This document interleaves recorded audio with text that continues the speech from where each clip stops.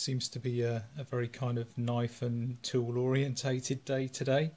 So I thought I'd take a picture of these two knives, which have a little bit of history attached to them. The first here is this is what they call a navy clasp knife, and would have been a very traditional kind of knife that would have been used by the navy many years ago.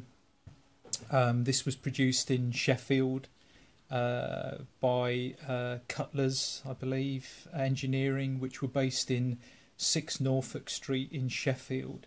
And this particular knife is also known as a Pusser's dirk or Purser's dirk, Purser's knife. Would have been very common on board ships. Navy ratings would have carried these with them. This would have been their standard pocket knife. Sometimes on the back here, on this flat section, you'll get engraving. You might get initials occasionally from the owners. And the knife itself, very simple sort of design. You've got a very large marlin spike here, which was used for splicing and sort of taking knots out of ropes. Also used by fishermen as well, because they would use this for working on nets, and that is a huge iron spike on this one. I've heard all kinds of strange suggestions as to what that was used for, but that's what it was used for. On the end here, up by the lanyard, is a very sort of blunt, kind of almost like a screwdriver section, and that would have been used for levering open cans, probably cans of paint or whatever, to paint the ship or paint the decks or whatever they were doing. And I'll just show you what that looks like when you take the blade out. These had a very sort of traditional kind of shaped blades. They are, excuse me for a second, it's very difficult to open that because it's got a very sort of hard spring on it. This is the shape of the blade. You can see this has been very heavily ground and heavily worn over the years. But you can see this is a carbon steel, quite a thick, chunky blade. This is a working man's knife. The maker's mark is probably not going to show up, unfortunately, but it is on there. And on the reverse of this is the actual date. I don't know if you can make that out, but it actually says 1943, if that will focus in on there. So this knife is actually 72 years old. I guess I was just looking at the Dunkirk anniversary celebrations, which are celebrating 75 years this weekend. This particular knife is 72 years old. I bought this from a junk shop, and it was heavily caked in dirt and grime, but I knew it was a good quality knife, and I have used this. It keeps a fantastic edge because it's carbon steel, and the scales on the handle here are aluminium metal, and they have this sort of dull grey appearance.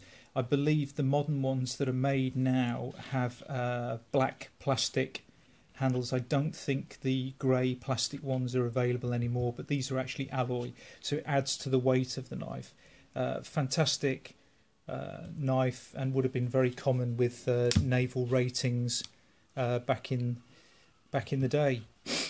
And above it, just here, is a very modern equivalent. This is the British Army knife, as it's called. You'll see that it comes with a marlin spike on here. Still resembles the old knife. You've still got that kind of almost like a flat screwdriver bit there, which is ideal for opening cans. I'll just show you what the blade looks like on this particular one. Bear with me. You can see a very pronounced sort of lamb's foot drop ended sort of blade on this one. So the cutting edge is just here, it's just on the bottom edge, and this top edge here is smoothed off. I think the reason that they designed them like this, I think, was principally to avoid any kind of injuries if the knives were dropped from rigging or above deck, and if they fell, then they were less likely to stick into someone or into the decks that way. They would probably bounce off and then just fall on the ground. I believe that's the reason for that design. This is stainless steel. We've also got a can opener here, so I'll just show you what that looks like. Please bear with me while I undo that. So you've got a can opener, and you can just see that there. Again, it says Sheffield, England, and it's also got inscribed and stamped in there. It says oil the joints, which was a common thing that used to be stamped into the blades of knives. So you've got a can opener there in that one. You've got the marlin spike. It comes with a little stainless steel lanyard on the end. Very simple construction, no scales. These are made by numerous different factories still in Sheffield in the north of England. On this one you'll see that I've put a bit of marine cord. I've also got a Acme rescue whistle and a yellow bead on the end, sort of marine from a chandler's. And the reason for that is that if I'm working outdoors and I drop this in grass or undergrowth or whatever, it makes it easier for me to find. It's also a way of securing it to your belt if you need to, or to wrap something around your hand while you're using it so you don't lose it.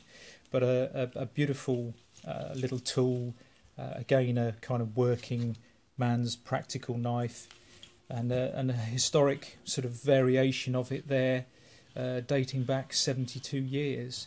So I thought for anyone who may be interested in military pocket knives or navy knives, army knives, this would make a nice little presentation, and I hope you like those.